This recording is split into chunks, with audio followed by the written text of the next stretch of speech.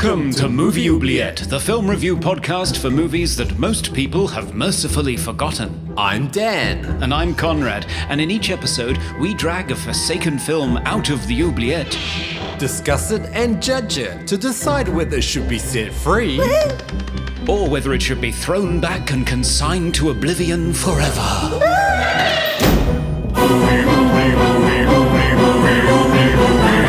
We review the films others tend to forget. Come with us and open up the movie oubliette.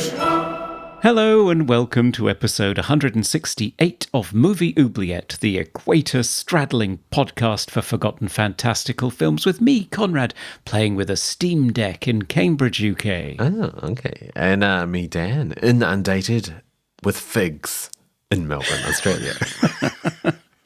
We focus on forgotten fantasy, sci-fi and horror films because we love teleporting to new planets, manipulative bald monks, and heroes with pets that look like a cross between a pug and a hippo. Ooh, yeah. Steam Deck, what is that? It's a handheld PC, like, gaming device. Ah, okay. Yeah. So similar to a Switch? Yeah, exactly. It's created by the people behind the Steam sort of platform for buying games online on your PC. Okay. And I saw it because they were celebrating the 25th anniversary of The Sims recently. And in a review of the new release of the updated version of The Sims so that it works on modern PCs, Lazy Game Reviewer mentioned that the only platform that he found it didn't keep crashing on was the Steam Deck. Right, because the Steam Deck is so good at backwards compatibility. And it's great. It does everything. And I can play it anywhere, like just lounging on the sofa. I can just play old PC games. I love it. Yeah, I know. I do like the portability of technology these days. Yeah, so I'm gaming again because I can do it just sort of casually here and there, like on my exercise bike, anywhere. It's great. Right, okay. Oh, okay. That's great. I recently bought a new synth. Surprise. It's a Roland synth. It's my first Roland synth. And it's one of the boutique range. So they've kind of re-released a whole bunch of their older synths in a much smaller form factor, but it means it's really portable, and I can just like play it in bed or on the couch, and it's like more inspiring, I guess. Yeah, and as inspiring as being inundated with figs. Yeah, I mean, so I already mentioned we had a lot of plums from our plum tree, and now got a lot of figs from our fig tree. It's fig season, is it? Yeah, it's fig season. And I never used to like figs. I guess I never ate a properly ripe fig before because it was always dry and not very sweet. Whereas these are amazing. And I'm picking like a bowl full of figs every day. So eating a lot of figs. I had it with ice cream yesterday, stewed with honey, and that was... chef's kiss. Very good. But I might have to get some recipes for fig things to make very soon because I don't know how many figs I can eat. A lot of figs. You can't make them into jam or anything. I can do a fig jam. I haven't done that yet. Or chutney or something. But I'll see. Meanwhile, what have our listeners been up to? Any fun things? Yes, so Eddie Coulter got in touch to respond to our minisode where we covered the sequel to Chud as an exclusive for our patrons. Bud the Chud. And Eddie said, Chud 2 Bud the Chud is to Chud as Return of the Living Dead Part 2 is to Return of the Living Dead. Yeah, I mean, it's basically a Return of the Living Dead sequel, unofficial sequel. It feels like it, doesn't it? Yeah. And on Somewhere in Time, Al said, when I went to see I Am Legend, well before the lights went down, I realised that someone was playing the score from Somewhere in Time into the theatre, which is a nice little Richard Matheson in-joke, whoever you were, PA person. Good work. Wow, yeah. I do really want to watch the original movies of I Am Legend, like Omega Man and the other one. I can't remember what that one was called. Yeah, there's a Charlton Heston one, I think, isn't there? Okay, yeah. I'd like to check them out. I would. Yeah, me too. And finally, we heard from Serge of Cold Crash Pictures. Ooh, hello, Serge. Hello, Serge. And he said, my partner called Somewhere in Time the worst film that absolutely wrecked me. And I concur. How silly is this premise? What real-world problem of the human heart is it speaking to? And why was I absolutely wrecked by the end credits? Yeah, it's definitely a tragedy. It is. It's so affecting. And he said, in all seriousness, I think the script is its weakest element, which usually translates into a bad film. But it's directed, scored, and performed with such aching sincerity that it sort of won me over by the end. It got me to suspend my emotional disbelief, I guess. Ah, okay. I didn't mind. I actually quite liked the script. I thought they had some really good lines in there. I think it's the best you could make out of this premise. As I said, it's such a flimsy, delicate balancing act, this sort of time travel fantasy. Yeah. But you insert love in there and it just works every time. Well, yeah, especially when you've got Jane Seymour and Christopher Reeve gazing at each other. Yeah. I've noticed I've watched quite a few sort of based on a true story or true events where it's basically a drama about something that happened and it's like, oh, wow, that's quite strange or like interesting or incredible. But they always insert a love interest in there. They always insert some sort of romance that never existed in the true story. But it works every time. Of course, you've got to love the main character. Yeah. Yeah, so thanks everyone for getting in touch. We always love hearing from you. Yeah, we do. So, Dan, what will we be talking about today? Ooh, yes. Well, I will go get it. I'm on Mars, I think. It's very red. It's very dusty. Nice. Oh, and I can jump really well. Whoa. Whoa. That's very high. Yeah. I think the movie's on top of that rock over there. Hang on 1 second. I've got it. Coming back. Oh, Barsu. Okay. Welcome back to Earth. Yes. And what do you have for us? Well, today we will be talking about the 2012 sci-fi fantasy action adventure movie John Carter, directed by Andrew Stanton and with a cast of Taylor Kitsch, Lynn Collins, Samantha Morton, Willem Dafoe, Thomas Hayden Church, and Mark Strong. Ooh. And what happens in this movie? Yes, well, set during the Civil War in the late 1800s, we follow John Carter. Overcome by the death of his wife and child, he vows to never fight again and instead to pursue the wealth of gold.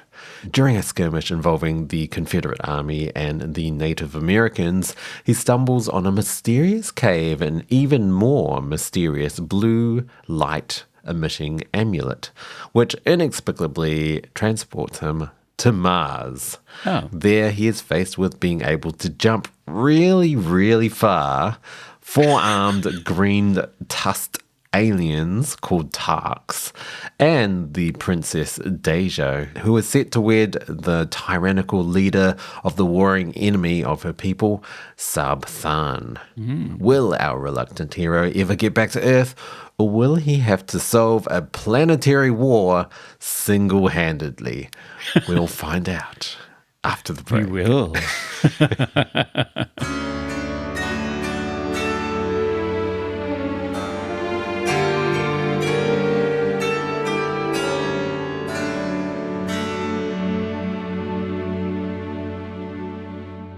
And we're back. We got our ass to Mars, and one of the most notorious box office failures in recent memory.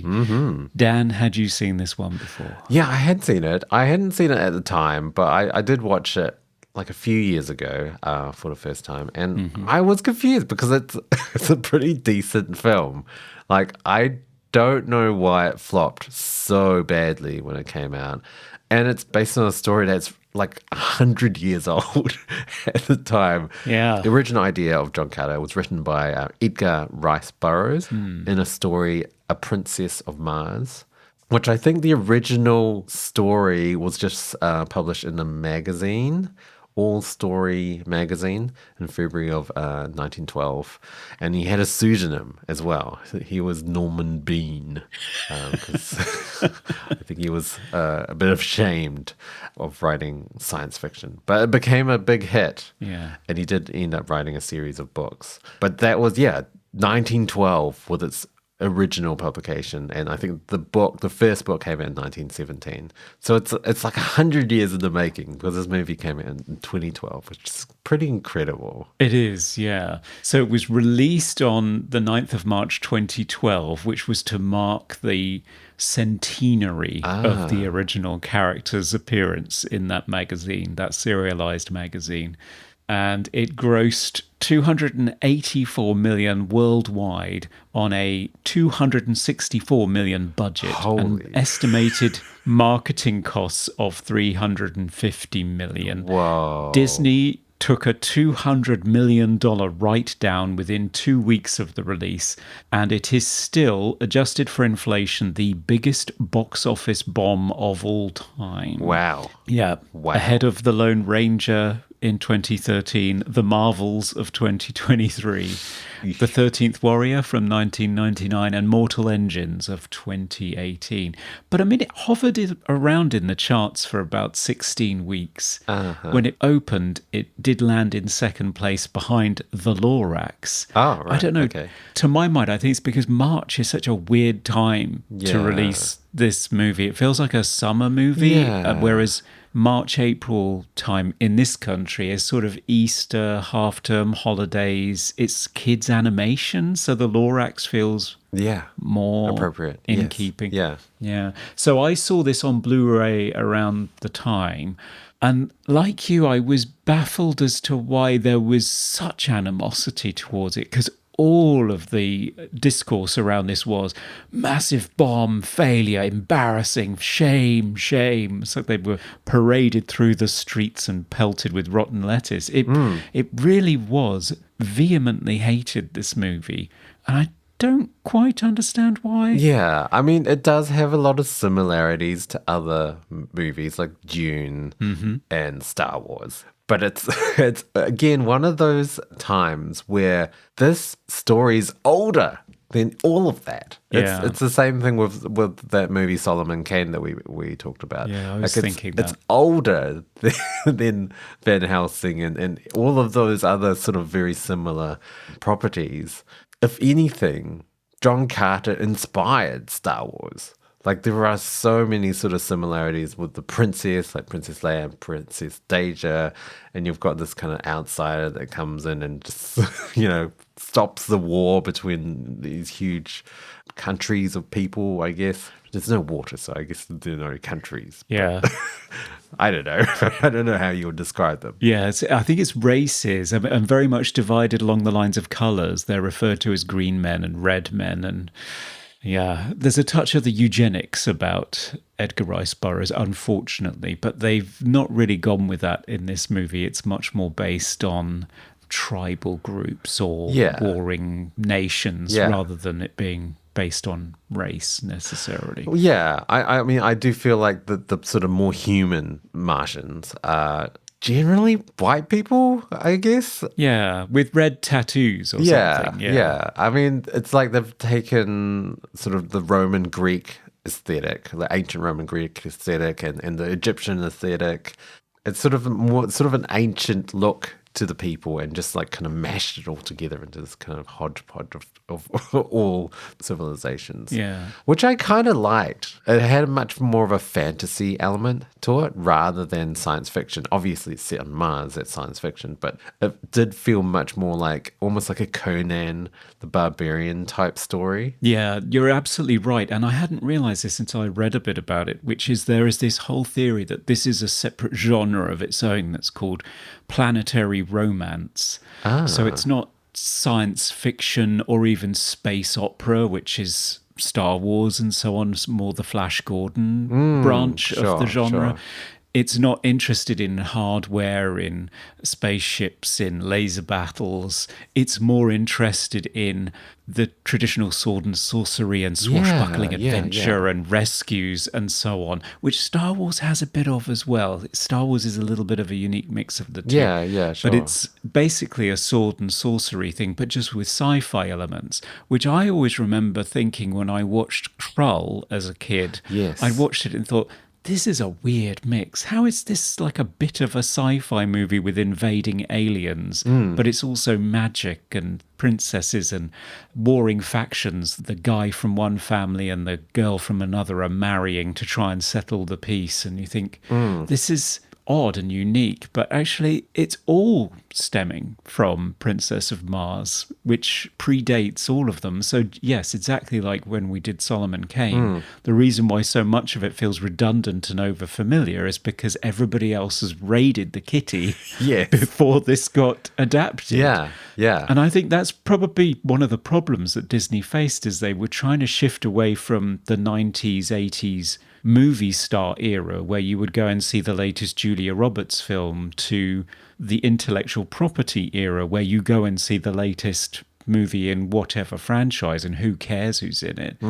But this IP is a bit old for people to know it, I think. Yes. Apart from real buffs. Yeah, it's a very similar thing that happened when we did The Shadow as well, because that got sort of panned as like, oh, this is a Batman copycat. But it's like, The Shadow inspired Batman. It's older than Batman. So it's just a bit unfortunate that this movie took so long to finally come out, because there were almost adaptations of this movie. So in the 30s, and the Warner Brothers animator Bob Clampett wanted to adapt it into an animated movie, and he did put out like test animations of some, and it looked kind of interesting. That would have been quite cool to see, like almost like Wizards or something like that. And then Jim Morris, the producer, in the late 80s, was kind of attached to possibly adapt it, but again, it was late 80s. The scale of this movie doing practically would have been almost impossible. Like, there are some pretty epic scenes in this movie that you can only really do digitally. Oh yeah, you're right. I think that's when John McTiernan was attached to it, with Tom Cruise potentially in the lead. I think that's who they were thinking of then. Yeah, I mean, I did read that Robert Rodriguez was attached at one point in sort of the early 2000s, and then he quit, and then Jon Favreau was attached, and apparently it developed the movie for over a year before. I don't know what happened. It just fizzled, and he went on to do Iron Man and do Marvel movies and stuff. Yeah. So yeah, it's just been so long for this movie to finally come out, and I think it's a pretty good adaptation. We can talk about sort of some of the cliches of it, but for it to completely flop is a bit of a I feel that's so tragic. Yeah. Well, again, it's one of these things where you look at it and you think, did it really flop? I mean, 284 million worldwide is not a bad box office take. It's just that it was so expensive to do in the first place that it had to make $1 billion worldwide to bring in any money. And that's just so rare to achieve until you get into the Marvel heyday. Yes, of course. I mean, when you look at it, you can see why it was so expensive. There is a lot of CGI. There's a lot of VFX, like digital VFX, and a lot of stuff that I didn't think was sort of really possible in 2012 as well. Some of the things they achieved, like a lot of the scenes with the Tarks, or the Tharks, I'm not sure how to pronounce it, and sort of the four-armed green aliens. There's a lot of them, a lot of characters, and they're all digital. Yeah. All the creatures, I'm assuming, are digital. The sort of salamander lizard dog Yes. for friends, which I love, by the way. Such a cool character. Willa, yeah. It's so funny how when you want a creature to be lovable, just imbue it with dog characteristics and you're good. Like, it's very similar to How to Train Your Dragon. I think that it's more like a cat, right? than a dog. They infuse it with both, Yeah. I think, depending on what emotion they're trying to elicit from the audience at any given time. Yeah. But both work really It's well. relatable, right? It is relatable because otherwise you have this like really weird, quite scary looking giant lizard with how many legs? 8 legs. I think it's 6. It's a lot more than normal animals, I guess. Which but he's adorable. I love him. Yeah. But yeah, there's a lot of digital effects. Some of it doesn't quite age so well. I found some of the big aerial battle scenes look a little bit computer gamey. They do. Some of the wider shots of the landscape look a bit computer gamey as well. But the close-ups of the aliens I was really impressed with. Like that's some pretty amazing digital effects for 2012, which was it was getting pretty good then, but it was still not as good as now. No, it builds on the amazing achievements that Weta made with Gollum, of course, Right, with yes. Lord of the Rings, in actually bringing a digital character to life that you would believe in, whose performance was nuanced and fascinating and evocative and compelling to watch. All, of course, built on Andy Serkis's work as the first sort of motion capture performer. Sure. And I think they did the same here, didn't they? I think Willem Dafoe and Samantha Morton, who played the two main Tharks. Yeah. I can't remember their names because the names in this movie, Yeah. honestly, there's Tars Tarkas is Willem Dafoe's Yes. character, who's sort of the chieftain when they meet him of the Tharks. Yeah. And Sola, who is secretly his daughter or his secret Yes. daughter. And I believe they were on set being shot on stilts. Right. With cameras on their faces recording their facial movements so that the animators could use it as reference. That's really interesting. Yeah. And because I think of the technology at the time in terms of rotoscoping and removing people, I think they had to do a clean pass of every shot. Right. So there's a lot of motion control going on with the cameras, and they're just repeating the same scene sort of 2 or 3 times for each take, maybe. Wow. Okay. So it took a long time. I think they were filming in London for like 5 months, and then I think they were off in the desert in Utah for months as well. So Yeah. it was a long shoot. I mean, I feel like they pulled it off because I did find the scenes with John Carter and Sola and Tars Tarkas, like they were quite emotional scenes. Like there is quite a lot of dialogue and a lot of sort of emotional weight in the acting and performance of those scenes that really worked for me. They're real characters in the same way as Gollum. In some ways, I feel as though we've gone backwards since then because I'm not sure this much care and attention is put into realizing digital characters as they did around this time. I feel the same. Like I'm constantly disappointed with digital characters these days, and it's really weird when you look at movies like this or like Pirates of the Caribbean, where you've got like fully digital characters that look great, like really good, and the performances with the real characters, the human characters, look very convincing. It doesn't feel like they're just talking to a tennis ball on a stick or something. Yeah, and I think that's because of the effort that they put into this and the 2 great performances that Taylor Kitsch is playing against. Yeah, I mean, you've got Willem Dafoe. His voice is like iconic. You could tell straight away. Yeah. And also Samantha Morton. I mean, she's like Oscar nominated, isn't she? Yeah. She's incredible as an actor. She is. So that leads us on to talking about our other actors. What did you think of Taylor Kitsch as our leading man? I mean, he's fine. I don't know. You could have inserted anyone there, I guess. I mean, he is one of those sort of up and coming sort of young actors. That's like, I feel like there were a ton of sort of YA properties that came out at the same time with up and coming actors that were wanting to be in the next big franchise. And I feel like, Taylor Kitsch is one of those. I don't really know him from anything at all. Like, I looked at his films, and I mean, he played Gambit in the X-Men Origins Wolverine movie, which is horrendous. And I know him. I think he is in Savages, which is a good movie. I can't really remember him in it, but Lynn Collins as well. I don't know. I did find both performances a little wooden. Just a tiny bit wooden. Just a tiny bit. Oh, I'll go further than that. I think both of them sucked. Yeah. Really sorry.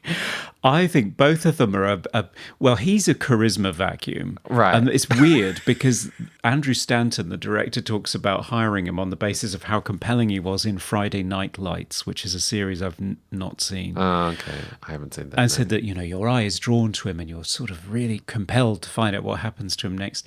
In this, he just looks sulky and withdrawn and angry and brooding throughout the movie. I don't see an arc happening at all. I don't see a character that I like at all. He just looks like an asshole, frankly, throughout the whole movie. And Lynn Collins, credit to her, she's an American. Her British accent is absolutely spot on. Right. Apparently, she completely fooled the British cast that largely makes up the rest of the ensemble here. Right, okay. She's great, but she comes across as really icy and aloof and unengaging. But I think she's also saddled with a pretty ridiculous role, which is this woman who, as per Edgar Rice Burroughs, his original text, is the most beautiful woman in the universe. But in Andrew Stanton and co.'s rewriting of her, she's also like a scientist who's on the verge of cracking at a technology that's so advanced it seems godlike from their perspective. Yeah. And the most amazing fighter the world has ever seen, who puts John Carter to shame on a regular basis. Yeah. Do our farts even smell? This woman is just perfect. She's flawless. In every way. Yeah. I mean, I did find her character kind of confusing because, yes, she's very intelligent. She's very capable. She can handle a sword like anyone. But she's constantly getting saved by John Carter. That's true. He's constantly catching her in midair to the point where I'm like, I'm sure she could probably figure it out. Like, she's falling. I'm sure she's like amazing. She's like an acrobat. She's going to flip and land like hero pose. Like, I'm sure she's fine. But he's just constantly catching her and saving her to a point where she is a damsel, essentially, in the movie. Yeah. Even though she can fight really well. Yeah, you're right. But she only really utilizes it in like 2 scenes. She does, yeah. Where she puts him to shame in one point, which we might talk about in the Mowgli's, which is good fun. And I think it's there for a reason. Andrew Stanton is trying to make a text that everybody can enjoy. And if you're luring women into the theatre to see this movie, they're there to see Taylor shirtless, or a large proportion of them are. Some of them will be there to see Lynn Collins in various states of undress, let's be honest. Yes. But they're there to see the romance of it, but they also don't want to see some wimpy woman being rescued. No. But if that was endemic in the original text. They are damsel in distress stories. Yes. They are adventure stories. So they can't really get away from that structure, even though they try to imbue her with agency, even when she caves and agrees to the marriage with Sabthan or whatever his name is. Yeah. She's made a choice and she's doing it for the good of her people and so on. Yeah, sure. So they do their best to try and have it both ways. I know. It's like, hey, she's a really strong, independent woman, but she does need saving all the time. But she's still a strong, independent woman. She is.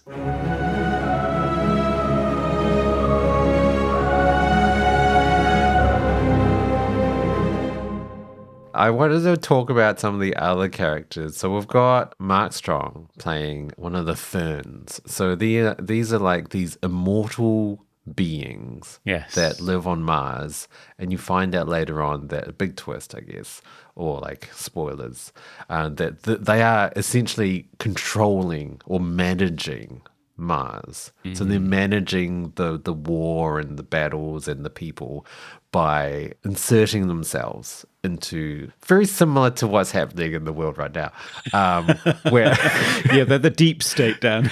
they're not in charge, but they're just doing the little whispers in the background where they are essentially in charge. They've given this weapon to the enemy, which is this like so powerful. Oh, yeah. It's this thing that just eviscerates everything. Like, like I don't know why they just don't kill everyone. Yeah. I don't know. Anyway, so yeah, they've got the upper hand, and so yeah, Mark Strong's character. What's his name? Well, this is the problem. Okay, we could talk about the naming problem. Yeah. So it's set in this fantasy science fiction world where everyone has strange names, and it's really hard to keep up with who's who Yeah. in this movie because they say a name and I just respond with, who's that? I don't know what they're talking about. And what really adds to it is that it's not just their name, it's also their title or their role and the group of people that they are associated with. So you end up with Tars Tarkus, the Jeddak of the Tharks. And it's like, what? It's blips of the what's-its. It's like, I don't know what that means. And you get so much of this. I think those Rebel Moon or whatever they're called. Oh, right. Yes. I think they were mocked for the same reason because you end up with Anthony Hopkins doing the opening narration, and it's when Blar people who did the Tharkus of the slums and the Widgy Wodgets of the Snookums, and you're a knight of the realm. Why are you spewing out this shit? Yeah. And this film suffers from that too. Like the opening of this movie, God only knows what's going on. They've tinkered and tinkered and tinkered with it. I think it's across 3 different time spans in about 5 minutes. I haven't got a cat and hell's clue of what's going on at all. Yeah, I mean, I don't know how it works with movies or like properties like Lord of the Rings. Like everyone's got weird names in that, but how come that works? In this movie, I'm struggling to keep up with what is being said and who's talking about who, and yeah, it's confusing. Yeah, it's really confusing. And I don't know if that's because Middle Earth has been imbued into the culture more, whereas this has been lost, or if it's just excellent screenwriting on the part of Fran Walsh and Philippa Boyens and Peter Jackson, because the storytelling is great there. Here it really is lumpy. Yeah, it's a similar thing that happens in Dune as well, like where everyone has weird names, apart from the main character who's just Paul. Which I've always thought that was quite funny, that everyone has strange names apart from Paul. You're right. You really do need something to hang on to situate yourself in these places. Otherwise, it just becomes a whole jumble of made-up words. Yeah. The first 38 minutes of this movie as well, everybody's got subtitles because they're speaking their own language until somebody gives him the universal translator soup, after which all of a sudden he hears in English, which is lucky. Yeah. I mean, you kind of need it. Oh, I don't know. Yeah. I'm surprised when you watch a movie or see it on another planet and the entire is just subtitles the whole way. Yeah, it's brave. It doesn't really happen. No, not so much anymore. You sort of find a way to visually pass through a barrier, like in The Hunt for Red October, where they do that beautiful thing where John McTiernan again, where the camera pushes in on a Russian character's mouth and he switches to English and the camera pulls back out, and it's like, okay, we're done with the Russian now. Right. It's over. Right. Yeah. Because otherwise you're not going to be able to follow this. Yeah. Yeah, so going back to the weird name. So Mark Strong's character, I'm looking it up now. His name is Matai Shang. Yes. I don't even remember recalling that name during the entire movie. No. But he is this all-powerful being that's whispering into the ear of Sab Than, played by Dominic West, who is the leader of the sort of enemy tribe of people, civilization. Yeah. And he's sort of controlling him, telling him what to do. And I kind of like that. I kind of like the sort of levels of power and who's actually in power kind of thing. Because at the end, the Mark Strong's character doesn't need him anymore and kills him. And it's just like, whoa, I didn't expect that. No, I mean, it would have helped if Dominic West's character had been established more as an enemy. He kind of vanishes for large portions of the movie. Yeah. We don't really know what his motivation is beyond conquest. There's nothing for him to hang on to. I mean, I don't actually like him as an actor. Oh, okay. Yeah. James Purefoy is in it too, speaking of Solomon Kane. Right, And yes. He has more to do. He's more sort of enjoyable in it because he's quite funny in the scenes that he's in. Who does he play? So he's Kantos Kan, the Odwar of the ship Zavarian. So good luck with that. Okay. He's one of the princess's loyal men who has that fun scene with John Carter where they break out of prison and he's sort of like whispering to him, take me hostage, take me hostage. And John Carter's a bit slow on the uptake. So he's quite fun, James Purefoy. Right, yes. But Mark Strong makes more of an impression as these sort of mysterious Thurn character that's manipulating everything, whereas Dominic West's villain is just sort of vaguely moustache twirling and evil with the blue laser of death that he doesn't really use. Yeah. I quite like the Thurn characters as well, and there's a lot of unexplained things. I mean, they're immortal, they've got the blue amulets, and they've got that other, was it the same blue amulet? But it seems to be able to do many things. They can teleport, they can shapeshift, they can appear like other people, but appear like themselves to other people. Yeah. They can travel to Earth. And there seems to be lots of Thurns on Earth as well. Because we can talk about the end a bit later, but yes, John Carter goes back to Earth and he wants to go back to Mars and he has to find another Thurn, find another amulet. So I like that kind of mystery. Like it's very intriguing to me. Were they aiming for a sequel to this movie? Oh, yeah. This movie does feel to me like very cliche, but more of a, hey, let's establish this world first. And we'll just pull all the cliches because everyone can understand that. And then in the next movie, we can go off and do what we actually want to do. Because it does feel like they've set it up for like many, many more movies. Oh, it absolutely was. Yeah, it was set up as the first of a trilogy. And it's got one of those commentary tracks that's really quite tragic to listen to because it's the producers and the director. Right. And it was clearly recorded right at the end of post-production and before the movie came out. So they're just sat there talking so enthusiastically about what they believe is a masterpiece, franchise starter, and all the wonderful things that they're going to do in the next movie. Right. Because they bought the rights to the first 3 Edgar Rice Burroughs books and they were all set to go and just keep building on this world. And, of course, it was just an unmitigated disaster. At least it was presented as such. So, yeah, it was cancelled immediately. Wow. So another Solomon Kane situation. Exactly. They wanted a trilogy, right? Absolutely, yeah. All of these people thinking they had an IP that was just so fundamental to the culture that people would immediately love it and want more of it.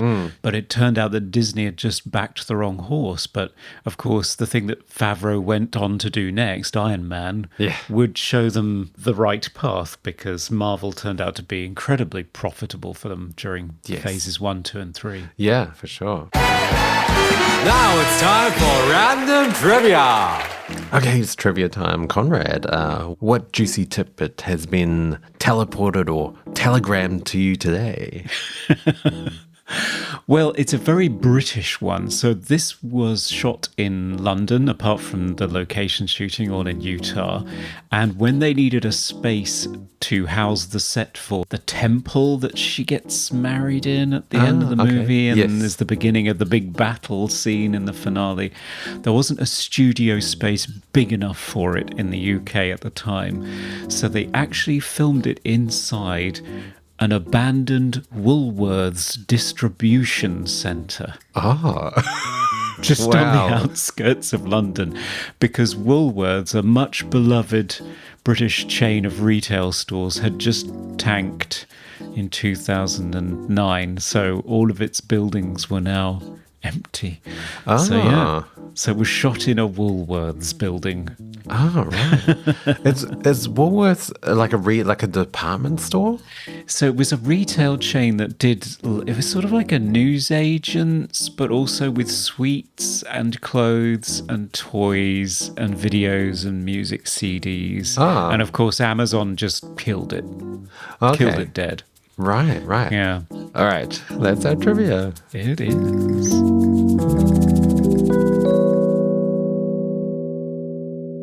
I did want to talk about some of the things I loved about this movie. So the idea of traveling to Mars was explained, and it's really interesting. So he describes it as like a telegram.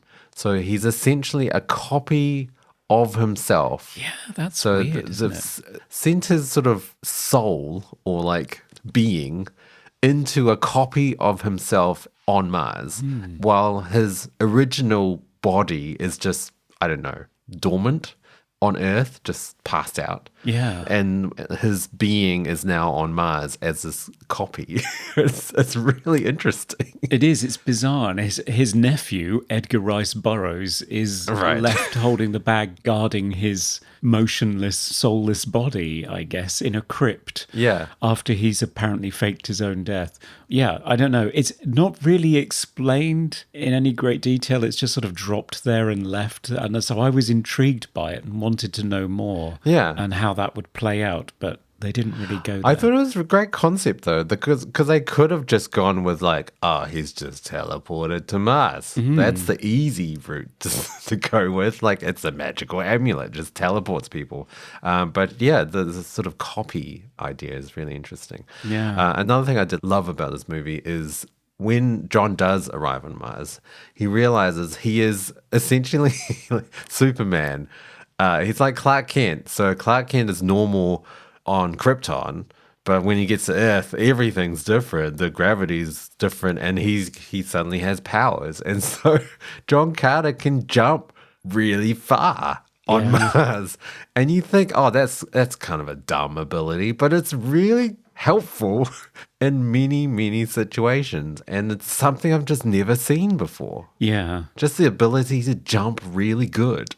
Yeah, and of course it's how Clark Kent learns how to fly. So a lot of people have posited that Superman is based on this as well, that Right. John Carter of Mars is not only the birth of science fantasy and Star Wars and Flash Gordon and everything that came after it, but also of superhero stories as well. Ah, right. Wow. Yeah. Because it's such a great ability to have on Mars as well, because everyone's just gobsmacked by how he's able to do this. Yeah. Because they're just walking around like normal. Well, there's also the scene where he punches a Thark in the face and kills him. That's right. So he's stronger than they are as Yeah, well. because of density or pressure or something, I Yeah. think is the fantasy physics of it. Yeah. He breaks out of the chains at one point just by brute strength. Yeah. I did notice they're constantly breaking chains. Like to transport prisoners, they chain them up. And then to move them, they just break the chain with a sword. Right. And I'm thinking, God, there must be just like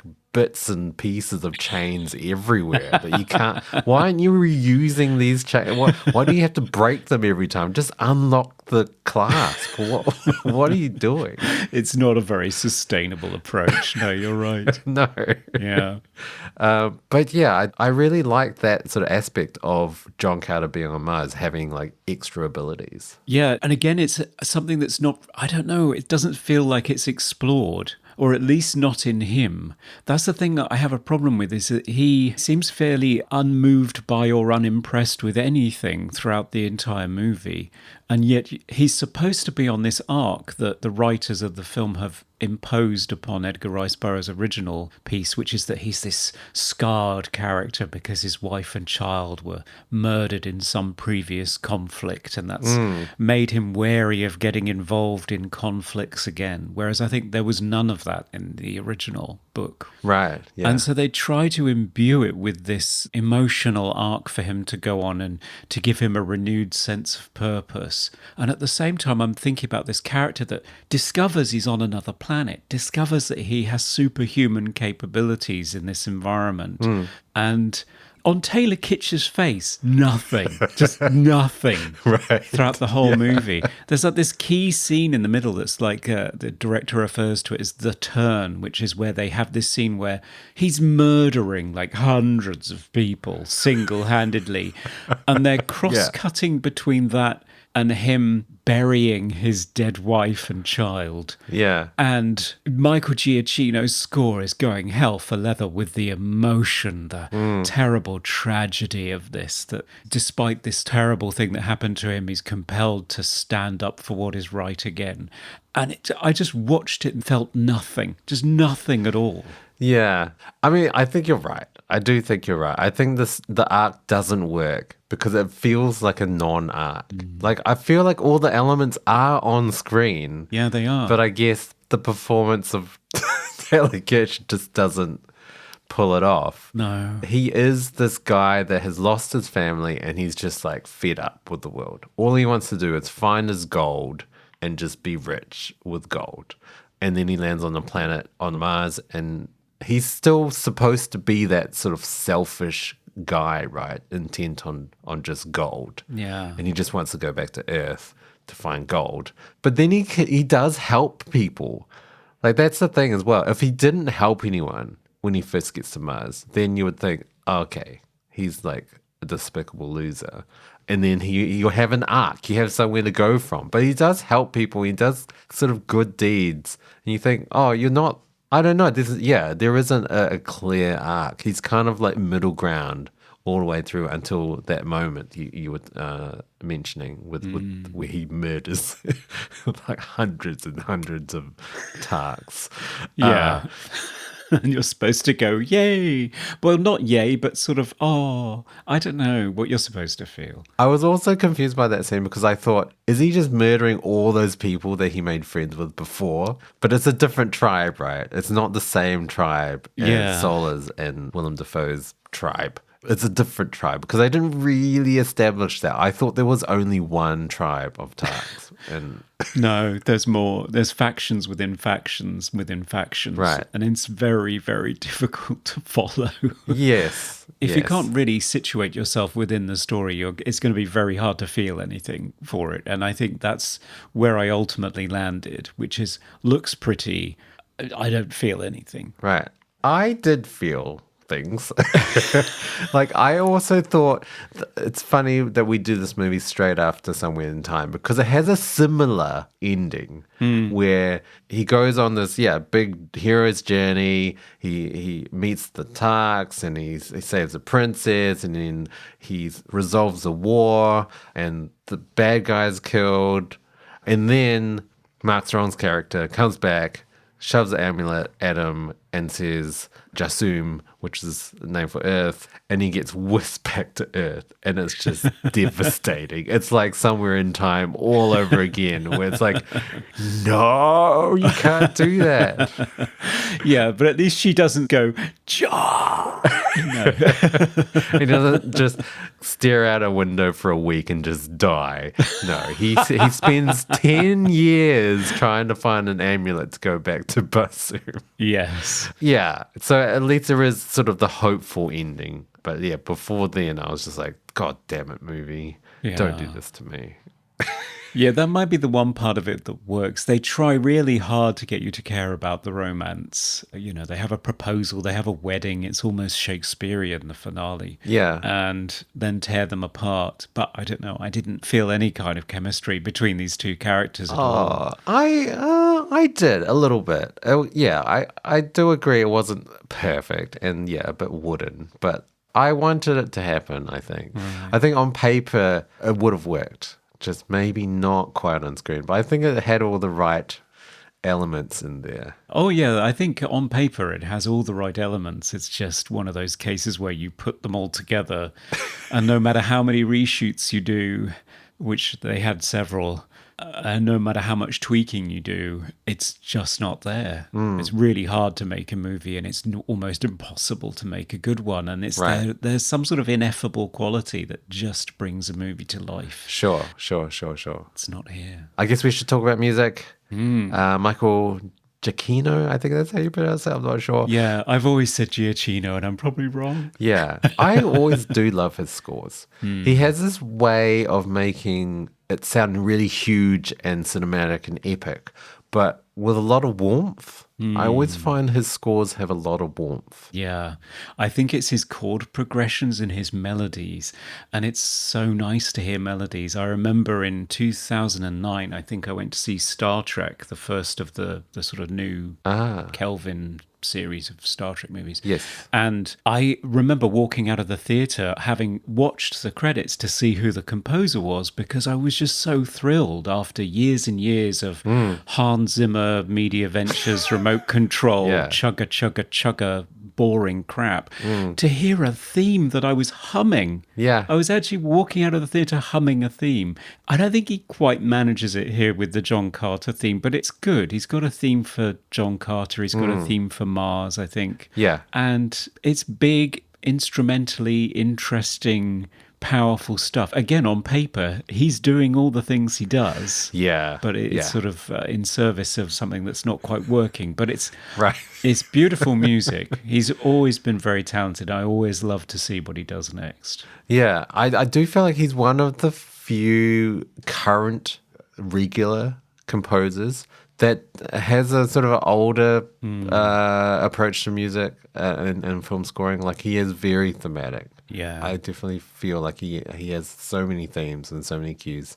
And it doesn't ever feel like he's trying to copy another composer as well. No. Like, even though his music is very diverse, like I've heard, like I'm pretty sure he did the Incredibles soundtrack, that animated movie, and that's very like bombastic and like spy sounding. Like, it sounds like a 007 theme almost. Yeah. And sort of jazzy as well. So he's got a lot of range. He has, yeah, and he did a Mission Impossible movie as well. Again, the first live-action movie for a director who'd previously worked only in animation. So instead of Andrew Stanton on this movie, it was Brad Bird who did the Mission Impossible. I think it's Ghost Protocol. I forget which one's which. It's the one with the Burj Khalifa.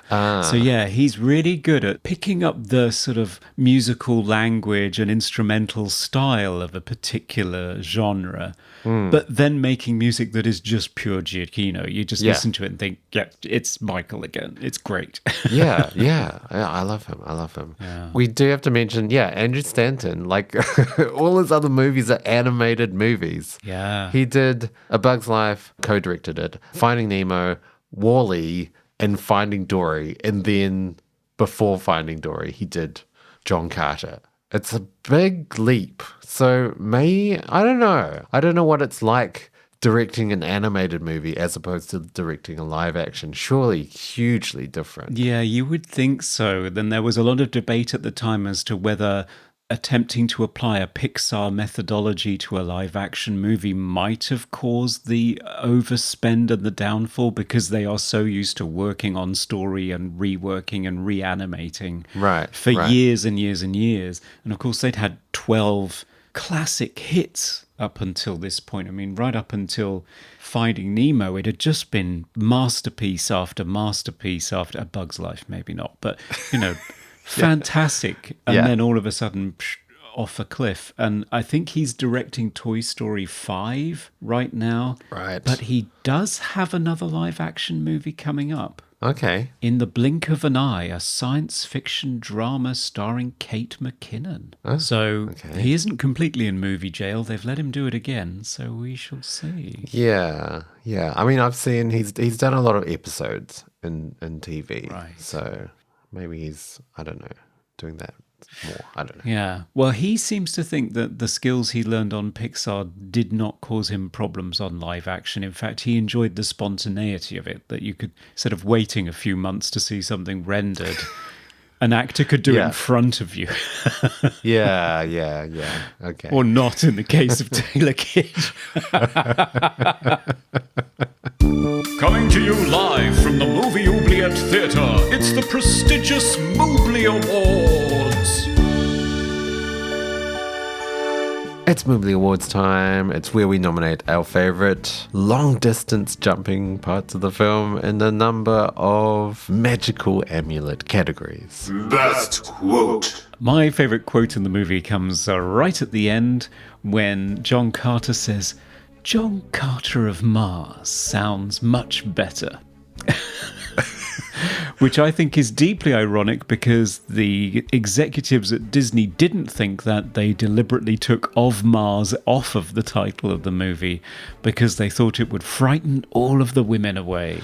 I think they were wrong. I think John Carter of Mars is much more appealing than just John Carter. John Carter Yeah, I doesn't do too. explain anything. It doesn't say it's a sci-fi or a fantasy or anything.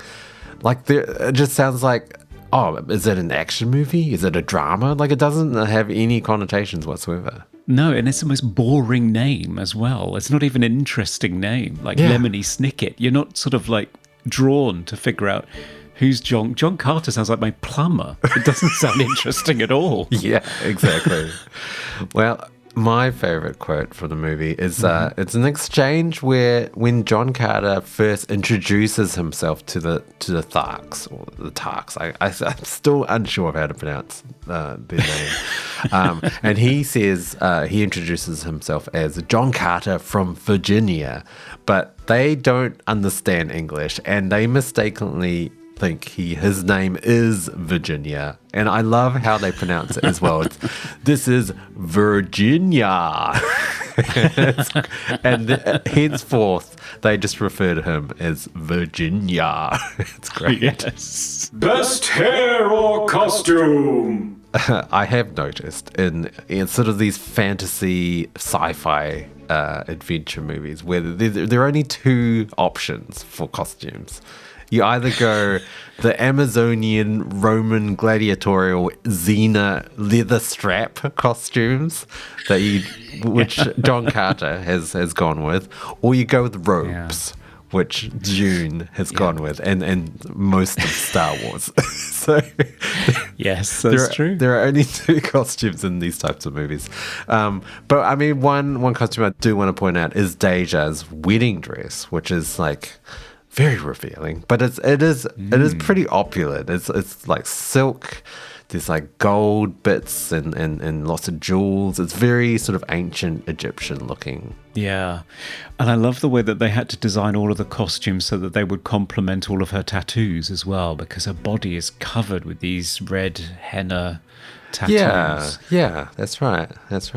For me, I really like Mark Strong's outfit as Matai Shang, one of the Therns, because, he went the robe route. Yes. So he's wearing this amazing robe where all of it seems to be almost solid. It doesn't flow. And it has all of these sort of folds in it that sort of gather inwards. It's very snuggly and very comfortable. And but it sort of looks like musculature. Oddly enough, it looks like sort of strands of muscles, but it just looks very cozy. I'd like to knock about in one of those at the weekend. Yeah. Oh, yes, it does. Most 2010s moment. I was going to say attempts to start franchises based on a popular intellectual property. That's what I was going to say too. Yeah. At the death of the movie star. So they deliberately did not go for big names in this movie because they felt they didn't need it, because John Carter, everybody knows John Carter. Of course they do. And that didn't work. But of course, they hit the jackpot with Marvel immediately afterwards. So I guess all fine for Disney, although it's not going so well at the moment, but never mind. Yeah. Favorite scene? So my favorite scene is Wooler, because I love Wooler, and it's the scene. The lizard dog? The lizard dog, yeah. So that's its name. I did not catch that. Yes.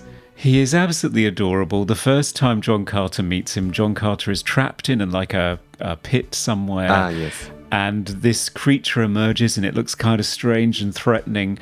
So he jumps to get away from it and lands on a ledge. And he looks down to check where the monster is, and it's not there anymore. And he looks back, and there's Wooler looking like an enthusiastic pug that's really pleased with himself. And you don't know how he's got there so fast. So John Carter jumps again, and you just see this motion blur of him appearing right in front of him. And he looks down and he sees this sort of trail of dust where he's been running. Because he's so fast. And that scene just, it is so Pixar. It is so imbued with that beautiful visual storytelling that immediately endears you to a new character. And I absolutely loved it. I want a whole movie of just Wooler because he's great. I love him as well. Definitely would say every scene with him in it, amazing. Yeah. Most cliche moment. A hero in a new world has to compete in an arena. Well, yes. It does kind of come later on in the movie as well. It's kind of unexpected. Like, you expect that to be at the start, where he has to prove his mettle. But it's kind of it's almost before the third act, which is kind of a strange place to put it. Yeah, it is. It's very odd, but it just crops up everywhere in these movies. So Tron and Tron Legacy, Escape from New York, Mad Max Beyond the Thunderdome, of course. Yes. Arena, which is one of the movies in that box set I got. Right. We haven't done yet. Yeah. Attack of the Clones, which this looks a lot like. Yes, very, very similar. And Doomsday, which we've covered. Real Steel, The Hunger Games, of course, and most recently Thor Ragnarok and Dune Part 2. Yes. Best special effect. I gotta say, Willa, the salamander lizard dog, he's like the best. He's a really great effect. Like, the fact that he has so much emotion and character in his face, and just the fact that he runs really fast is great. And his whole design, like there's a lot of detail in his mouth as well. It's a great creature.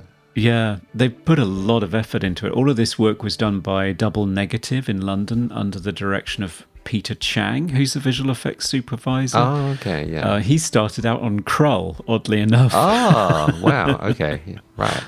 Long time ago. Yeah, no, Wooler is amazing as an achievement because although I said, it's very Pixar in terms of its visual storytelling, in terms of design, it's completely convincing as a physical creature that's on the scene that can stand next to human actors and hold his weight, hold a scene. It's amazing. Yeah. But like sort of recognizable. Like it still kind of looks like a creature from Earth, but it is still weird looking. Like it's still definitely an alien creature as well. Yeah, definitely is. Favorite sound effect. I thought the Thurn nanotechnology in that scene where they go into the mysterious place where the display... the structure, yes, I did. I noted that down too. Yeah, it's beautiful because it's kind of crisp, but it's not digital or synthesized. You just have this sense of lots of tiny little metallic things clicking together, but at the same time that they have some sense of being organic and purposeful behind them. Yes. I loved it. I thought it was great. I think you're right. Yeah, it wasn't sort of science fiction-y, glitchy sounding. It was much more physical, like sand or something. It was really interesting. Yeah, I liked it. You got a real sense of an intelligence behind it. Yeah. Like it was a sort of an organism that was growing and extending. Yeah. I love the way that the princess says, "This isn't magic." Ah, yeah. Yes. Yeah. My favorite sound.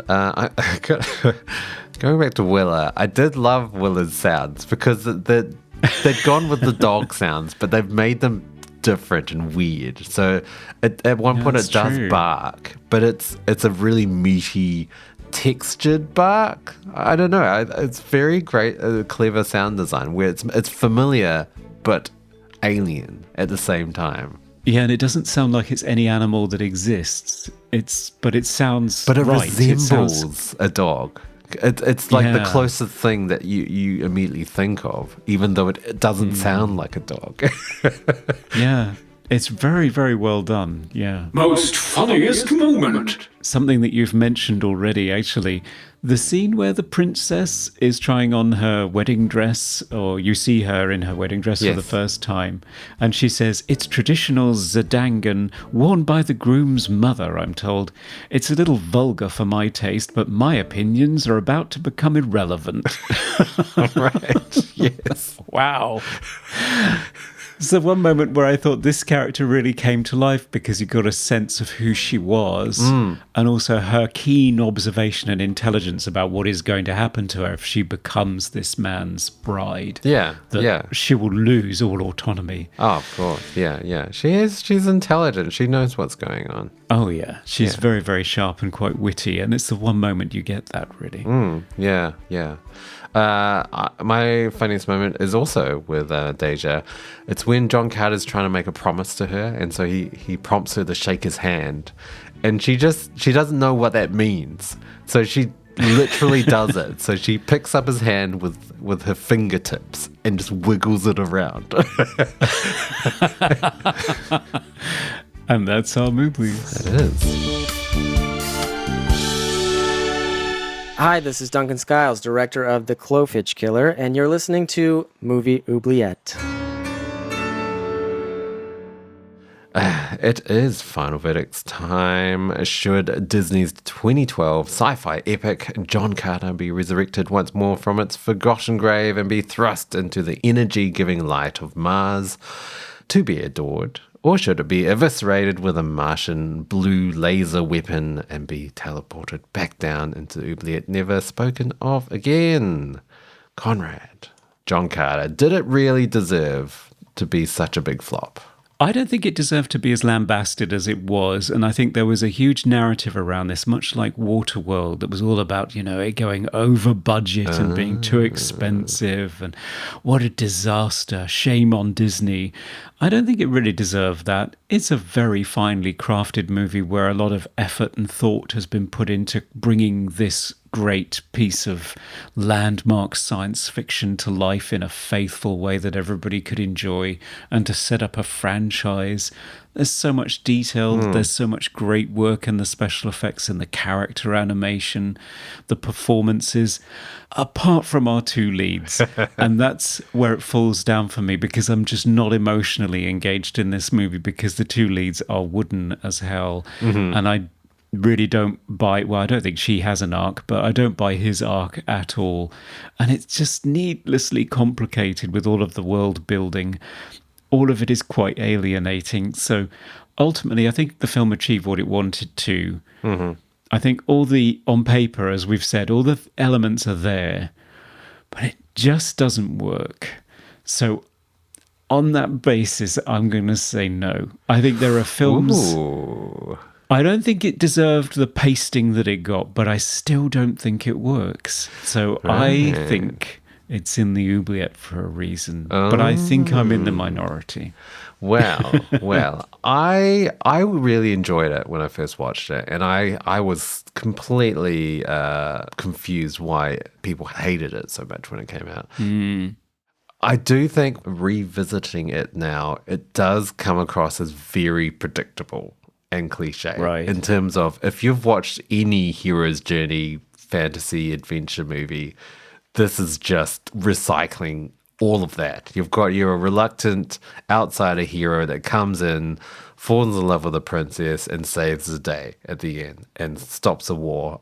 I don't know. I've seen that many times, but you also have to note that this property of John Carter came out before any of those movies even came into fruition. So this is the godfather of that genre and that sort of template of fantasy, sci-fi, adventure movies. So I don't know. I think this movie works for me. There are lots of it that I love. I love the fact that he gets powers on Mars. I like the sort of idea of him transported to Mars. I really enjoyed the world building. Like, it's impressive. I think I would have to watch it a few more times to just understand who the hell is anyone in this movie. But Yeah. I really enjoyed the world building. Like, it is very akin to Dune. Like, it did feel very similar. And like Dune surely was influenced by John Carter, sort of the original idea of John Carter. It feels very similar, same sort of desert planet. I don't know. I would highly recommend this movie. I think it's unfortunate that it was criticized when it came out. I think it's a great movie. despite the wooden acting. Okay, well, we better check and see what our patrons thought because they have the casting vote this time. Ooh, yes. Hello, Gary. Hello. Can we have the patrons vote, please? Now playing Satan's Goat by the Ninjas on Spotify. No, patrons vote, honestly. Oh, not this again. Voice recognition is terrible. They thought you should set it free. Oh, okay. Yeah, on the whole, people agree with you. John Carter, it's a CGI mess with too many characters and storylines, and I love every frame of it. I read all the books when I was 12, and just like the rest of the world, quickly forgot about A Princess of Mars. This series is the basis of most sci-fi for over 100 years, says Chazilla. Oh, yeah, I was going to say, who said that? Yeah. So I can't disagree with all of that. I think it's very true. Jasmine says, this Pluto Nash-sized bomb couldn't possibly have been more of a disaster for Disney, and I find that it's very hard for me to feel sorry for its failure. Overly long, difficult to follow, everyone involved should have known better than to sink so many resources into this. The only good thing I can say is that at least it wasn't the melodramatic mess that is 2015's Jupiter Ascending. I know that again I'll be in the minority, but I say teleport John Carter of Mars beyond the Kuiper Belt. Wow. So that it's out of the view of any telescope. Yes. Yeah. So there are lots of views, but overall, 70% said set it free. Oh, okay. Well, let's set it free. Yes. Goodbye. Leap away, John Carter. So, Conrad, what's on the agenda for next episode? Well, we put it to a patron's vote and gave them a selection of aquatic-themed films. Oh, okay. Yeah, I gave them Shockwaves, The Final Countdown, Virus, Deep Rising, and Ghost Ship. And it was a very close-run thing. Oh, yes. But in the end, they went with the 1980 American science fiction war film, The Final Countdown. I've heard lots of things about this movie, but I've never seen it. I don't really know what it's about. But I think there's time travel. I think there's time travel involved and an aircraft carrier and Kirk Douglas. So it's quite the combo. We haven't seen him since Saturn III. Saturn 3, yes. Or The Fury. Hopefully not rolling around naked. Yeah, fingers crossed. Yeah. So can't wait for that. Oh, good choice, patrons. And listeners, if you want to keep up to date with all our episodes, you can follow us on all platforms as Movie Oubliette, and you can email us at movie.oubliette@gmail.com. Yes, and if you want to support the show, head on over to Patreon, where for as little as $1, you can nominate films and listen to extended portions of the show and get access to all kinds of goodies. Yes, we have merchandise on Redbubble, a YouTube channel, and also please review and rate us if you haven't already. It does help us out a lot. And yes, that's it for another episode, Conrad, right? It is indeed, yeah. Until next time, Bassoon.